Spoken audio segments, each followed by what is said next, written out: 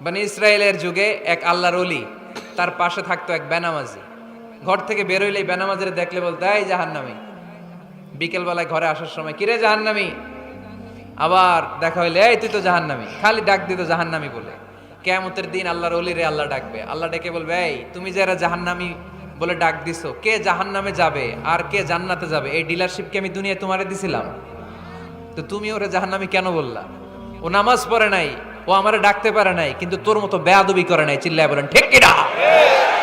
আজকে ওরে আমি জান্নাতে দেব, তোরে জাহান্নামে দেব। খবরদার, কাউরে জাহান্নামী বলার আগে 1000 বার ভেবে নেবেন। কে জান্নাতে কে জাহান্নামে কেউ জানে না, একজন ছাড়া, তিনি কে?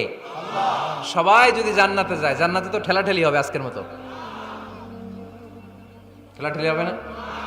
সর্বশেষ জাহান্নামের আগুনে 1000 বছর পুরে যে লোকটা জান্নাতে যাবে, তার জান্নাতের সাইজ হবে এই পৃথিবীর 10 গুণ। জান্নাতের এক একটা যে দরজা হবে, বিশ্বনবী বললেন, মা বাইনা মাক্কা তাওয়া হাজার।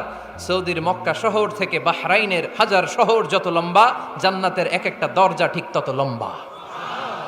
সেই হিসাবে এক ধাক্কায় কয়েক হাজার কোটি জান্নাতি একবারে ঢুকবে। আমরা আমাদের দরজা দিয়ে, ঘরের দরজা দিয়ে একসাথে কয়জন ঢুকি? বড় জোর 2 জন, তার চেয়েও ধাক্কাধাক্কি করে সর্বোচ্চ।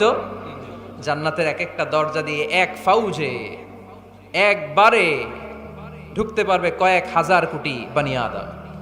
তো ওই জান্নাত যদি আল্লাহ সবাইরে দেয়, আমার কোনো সমস্যা আছে? এজন্য ইবাদত নিয়ে যেন আমরা কখনো অহংকার না করি, ইলম নিয়ে যেন কখনো অহংকার না করি। আমরা যেন বিনয়ী হই, আমরা যেন নিচু হই।